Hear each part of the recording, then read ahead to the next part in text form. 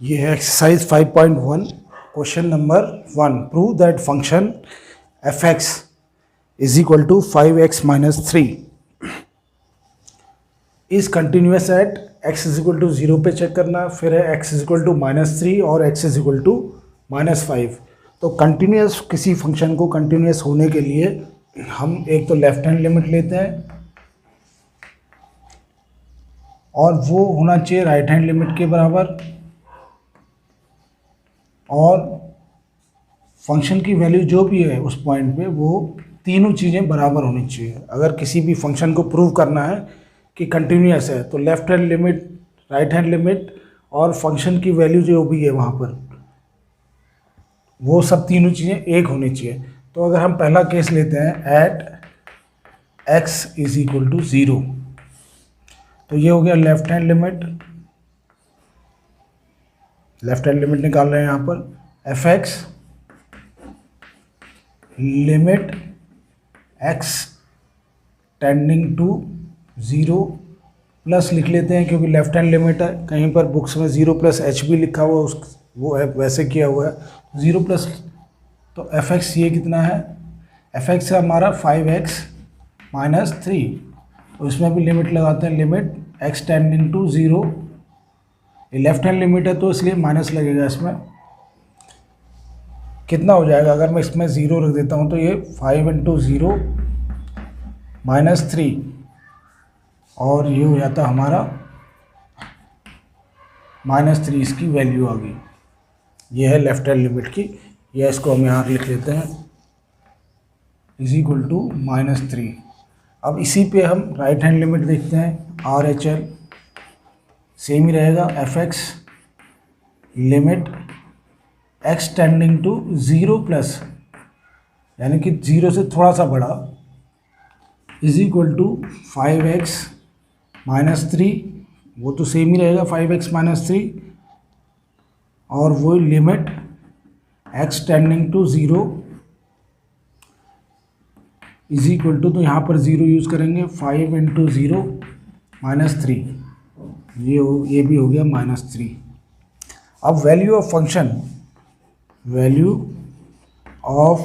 Function, function की value actual कितनी है, F x is equal to है 5x-3 और x की वैल्यू कितनी लेनी है हमने, क्योंकि 0 पे पता करना है, F x is equal to 5x-3, तो कहाँ पर पता करना है, एट 0, तो ये भी कितनी हो जाएगी 5 × 0 -3, कितना हो गया -3।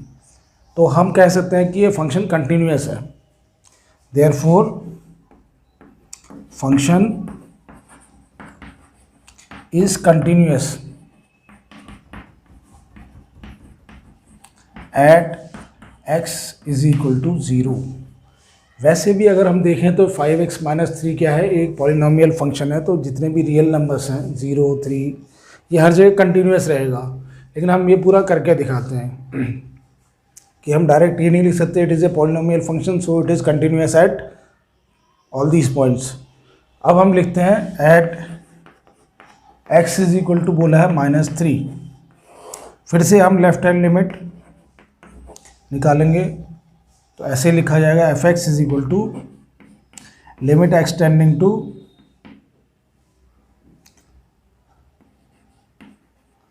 -3 है, तो -3 माइनस वाला पार्ट लेते हैं हम क्योंकि लेफ्ट हैंड लिमिट ले रहे हैं, is equal to 5x-3 x tending to, x कितना हो रहा है, लिमिट x टेंडिंग टू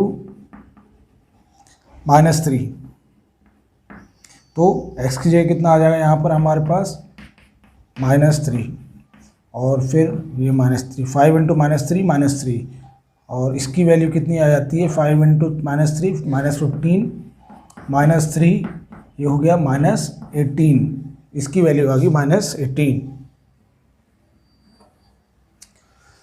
अब इसी में राइट हैंड लिमिट देखते हैं, R H L f x limit x tending to -3 plus side वाला यानी कि -3 से थोड़ा सा बड़ा हो, इज इक्वल टू वही है 5x-3, फंक्शन तो यही है, लिमिट लिख देते हैं, लिमिट x टेंडिंग टू -3, तो ये भी वही होगा 5 इंटू -3 कितना आ जाएगा, ये भी सेम इसी तरह ये भी -18 आ जाएगा। तो दो वैल्यूज़ तो हमारी -18 आ गई, लेफ्ट हैंड लिमिट और राइट हैंड लिमिट। अब देखते हैं वैल्यू ऑफ फंक्शन।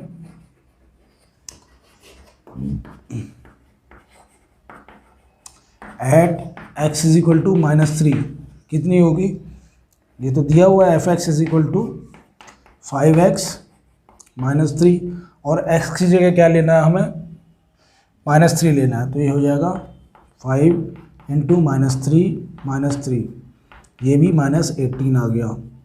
तो तीनों वैल्यूज़ जो है सेम है, तीनों वैल्यूज़ -18 आई हैं।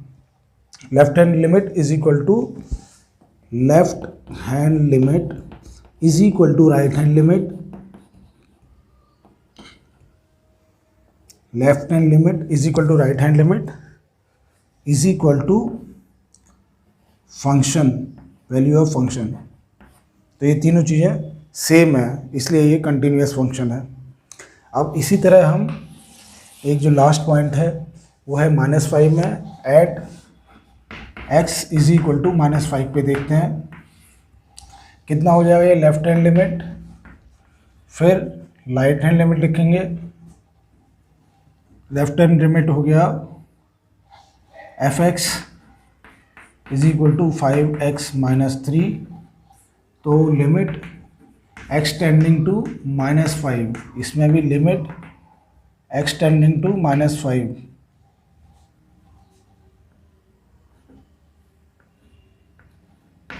यहाँ 5 माइनस ले देते हैं क्योंकि लेफ्ट हैंड लिमिट है, तो ये कितनी वैल्यू आएगी, 5 इंटू -5 तो ये अगर हम वैल्यू देखें तो 5 इंटू -5 -25 -3 -28 होगी। अब right hand limit f(x) limit x tending to -5 और प्लस लिख दिया यहाँ पर, यानी कि -5 प्लस h, थोड़ा सा उससे ज़्यादा, इज इक्वल टू 5x -3। तो इसकी वैल्यू कितनी हो जाएगी, लिमिट x टेंडिंग टू -5, ये भी 5 इंटू -5 -3, ये भी -28। अब वैल्यू ऑफ फंक्शन देखते हैं इसमें। वैल्यू ऑफ फंक्शन -5 पे क्या होगा, f(x) क्या है हमारा 5x -3 है, तो x की वैल्यू कितनी लेनी है, -5, ये हो जाएगा 5 इंटू -5 -3 -25 -3, ये भी हो गया -28। तो तीनों वैल्यूज जो है left hand limit, right hand limit और वैल्यू ऑफ फंक्शन सेम आ रही हैं, तो ये कंटिन्यूअस है। ये वाला भी कंटिन्यूअस था,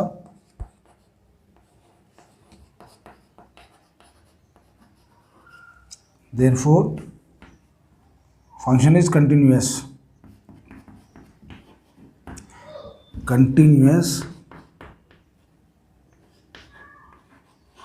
eight x is equal to -5।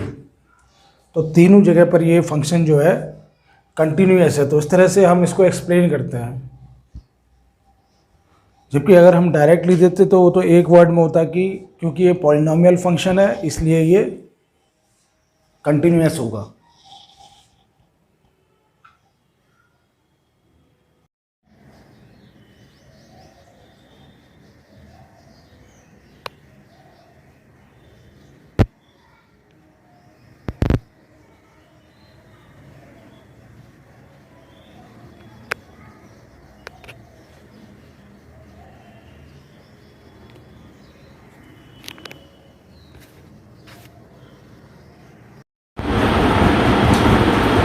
Question number 2, इसका वैल्यू ऑफ फंक्शन निकालनी है। तो examine continuity of function at x is equal to 3 और फंक्शन है हमारे पास 2x² - 1। तो सबसे पहले तो लेफ्ट हैंड लिमिट निकालते हैं। लेफ्ट हैंड लिमिट के लिए क्या हो जाएगा, function f(x) limit x tending to 3 -h, ऐसे भी दे सकते हैं, और 3 - लिख दिया तो सेम चीज़ है। क्या हमारा ये है 2x² -1 और x टेंडिंग टू 3, कितना हो जाएगा ये 2 × 3² -1। तो इसकी अगर हम वैल्यू देखें तो ये हो जाएगी 2 × 9 - 1, 18 - 1 = 17। एक लेफ्ट हैंड लिमिट, फिर राइट हैंड लिमिट भी ऐसे निकालनी है। फंक्शन जो है 2x² -1 limit x tending to 3+, और 3 से थोड़ा सा ज़्यादा, तो ये हो गया लिमिट x टेंडिंग टू 3। कितना हो जाएगा, ये भी हो जाएगा 3 से थोड़ा सा ज़्यादा, 3 - 1, 18 - 1 ये भी 17 आ गया। तो लेफ्ट हैंड लिमिट और राइट हैंड लिमिट दोनों आ गई हमारे पास 17। इसके बाद हम देखते हैं वैल्यू ऑफ फंक्शन एट, तो वैसे value of function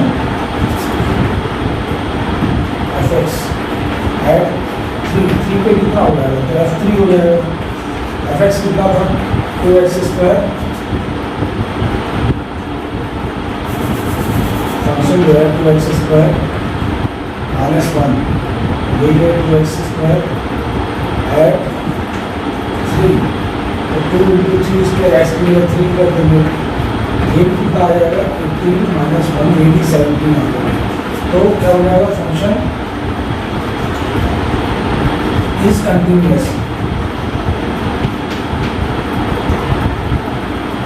at x = 3, क्योंकि ये तीनों वैल्यू फंक्शन है 3, लेफ्ट हैंड लिमिट और राइट हैंड लिमिट, ये तीनों वैल्यूज सेम आ गई है, इसलिए ये फंक्शन कंटिन्यूअस है at x = 3।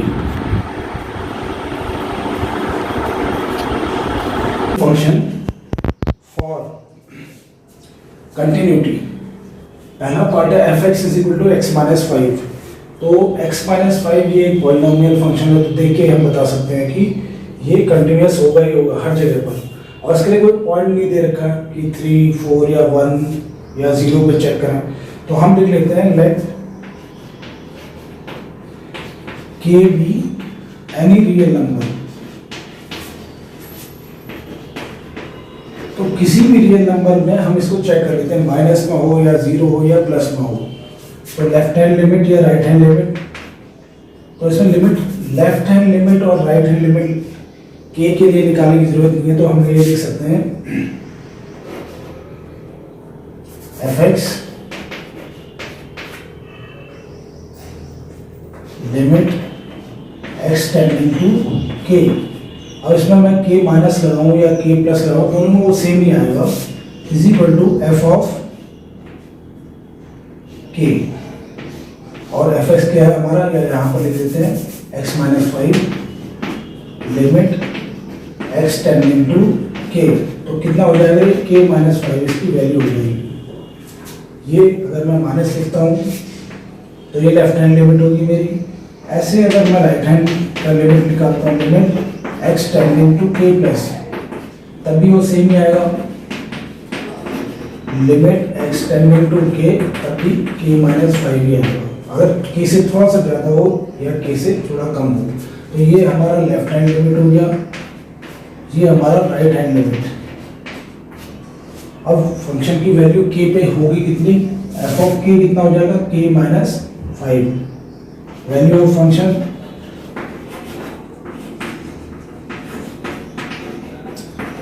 Eight x = k, तो f(k) हो जाएगा, यहाँ k आ जाएगा, k - 5। अब ये तीनों चीज़ें जो है, ये भी लेफ्ट हैंड लिमिट, ये राइट हैंड लिमिट और वैल्यू ऑफ फंक्शन सेम है, देयरफॉर इट इज कंटिन्यूअस। तो ये कंटिन्यूअस फंक्शन हो गया। अब दूसरा देखते हैं 1/x - 5। इसमें अगर देखें हम, तो ये इस तरह से है, f(x) ऊपर एक फंक्शन है, नीचे g(x), ये नीचे एक फंक्शन है। ऊपर जो फंक्शन है 1, f(x) ये 1 लिखा हुआ है, 1 क्या है, कांस्टेंट फंक्शन है। अगर कोई बोले कि y = 1 है, इसका लाइन में बना के दिखाओ तो y1 कहाँ पर होगा, ये इस तरह से लाइन बन रही है, तो ये तो कंटिन्यूस फंक्शन है। ऐसे ही x माइनस 5 क्या है, वो एक पॉलिनोमियल फंक्शन है, तो इसलिए वो भी कंटिन्यूस है। तो कंटिन्यूस फंक्शन को कंटिन्यूस फंक्शन से डिवाइड करें तो कंटिन्यूस ही निकलेगा। तो x is not equal to 5 होना चाहिए, तो इसको हम निकाल लेते हैं। किसी भी लेट k भी एनी रियल नंबर, क्योंकि यहाँ तो कोई नंबर दिया नहीं है, k भी एनी रियल नंबर, और ये दिया है, ये भी हमको दिया हुआ कि k should not be equal to 5, ये इसके डोमेन में नहीं है, तो k 5 अगर ले लेंगे क्योंकि वो तो फिर आ जाएगा 0, 1/0 इज नॉट डिफाइंड हो जाएगा। तो k, तो हम लिखते हैं fx limit x tending to, क्या लिखा है ना, तो यहाँ 0 1 ऐसा तो कुछ बताया नहीं, तो x tending to k, limit x tending to k जैसे इसमें लिखा हुआ है। अगर मैं लेफ्ट हैंड लिमिट निकालता हूँ तो वो क्या आ जाएगा, 1/x minus 5 limit x tending to k, तो ये हो जाएगा 1/k माइनस 5 हो जाएगा। ऐसे राइट हैंड लिमिट भी यही आएगी,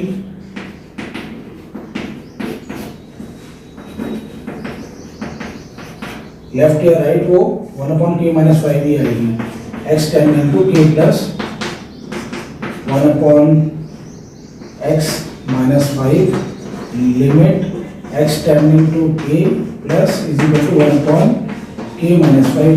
तो दोनों वैल्यूज तो सेम आ गई। अब value of function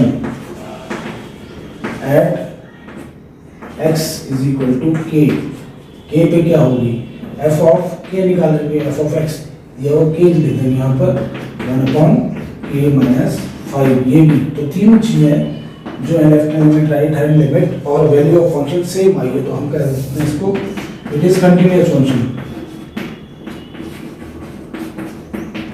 continuous function in its domain. In its domain इसलिए लिखा क्योंकि जो डोमेन हमको दी थी 5 उसमें इंक्लूडेड नहीं है, तो सारे रियल नंबर के लिए ये एक कंटिन्यूअस फंक्शन है, और 5 इंक्लूड नहीं होगा क्योंकि 5 जो है वहाँ पर वो नॉट डिफाइंड हो जाएगा। अब ये तीसरा है जो सी पार्ट हमको दिया है fx इज इक्वल टू, तो इसको हम ऐसे लिख सकते हैं, ये तो a² माइनस b² बन जाएगा,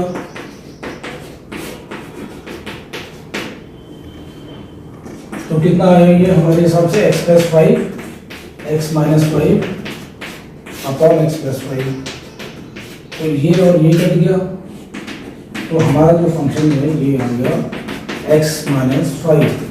और इसमें ये भी दिया है कि नीचे जो है x is not equal to -5, ये तो हमको दिया हुआ है, इसकी डोमेन है कि x की सारी वैल्यू हो सकती है लेकिन -5 नहीं होगी, तो fx is equal to x minus 5 ये आ गया हमारे पास, fx is equal to x minus 5।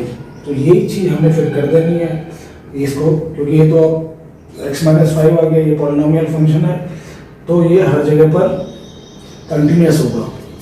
तो अगर हम लिखते हैं fx limit of x tending to k लिखिए क्योंकि हमें पता ही नहीं कहाँ पर हम ले रहे हैं, किसी भी रियल नंबर पे हमको पता करना है, तो ये हो गया x माइनस 5 और limit x tending to k, ये हो जाएगा k माइनस 5। फिर राइट हैंड लिमिट लेते हैं LHL, ये हो गया लेफ्ट हैंड लिमिट, ये हो गया right hand limit. Right hand limit में fx ये चीज लिख देनी है is equal to x minus 5 limit x tending to k, इधर भी limit x tending to k is equal to, ये भी k माइनस 5 आ गया, और वैल्यू ऑफ फंक्शन कितनी होगी at fk, value of function fk कितनी होगी, ये भी k माइनस 5 हो जाएगी क्योंकि x की जगह हमने k डाल देना है। तो ये जो तीनों चीज़ें आ गई हैं ये सेम आई हैं, इसलिए हम लिखते हैं कि function is is continuous in its domain, या तो हम ये लिख दें या हम लिखते हैं function is continuous for all real values except x is equal to -5। -5 में नहीं होगा, बाकी हर जगह होगा। इसके बाद जो है हमारे पास ये इसका सी पार्ट है। सी पार्ट हो गया, सी के बाद है डी पार्ट। तो D part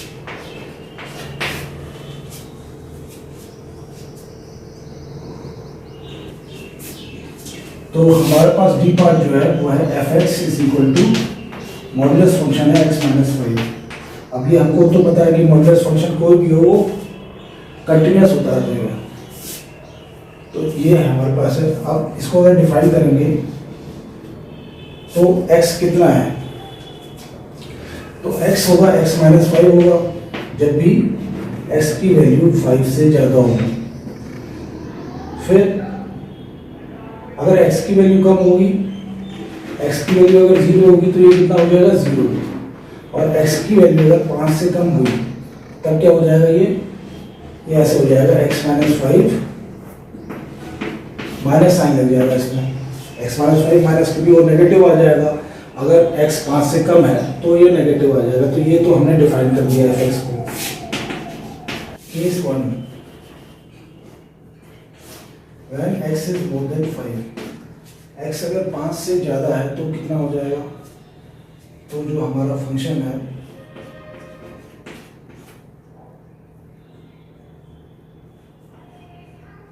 x is more than 5 है तो is equal to f of x limit x tending to k अगर कर देते हैं इसमें तो ये कितना हो जाएगा f of k limit x tending to k, ये हो जाएगा k माइनस 5। ये तो हमारा केस 1 हो गया। अगर सेकंड केस अगर ले लेते हैं ये वाला, तो k माइनस 5 अगर x से बड़ा है तो x पे नहीं पूछा है तो खाली x पे, तो ये हमने दिखा दिया कि k माइनस 5 ही रहेगा अगर जब भी x k हो जाए कोई भी रियल नंबर हो। और केस 2 हो गया ये वाला, when x is less than 5 तो कितना हो जाएगा F x is equal to है F x limit x tending to k, इसमें भी limit x tending to k, और k क्या है, k कोई रियल नंबर है प्लस माइनस, तो ये हो जाएगा हमारा माइनस k माइनस 5। कितना हो गया ये माइनस k प्लस 5, ये इसकी वैल्यू है। ये कंटिन्यूअस है। यहाँ पर जब भी x 5 से बड़ा होगा तो ये कंटिन्यूअस ही होगा, हर जगह यही वैल्यू है k माइनस 5 कंटिन्यूअस है। और k मोर देन 5 ये भी है कंटिन्यूअस।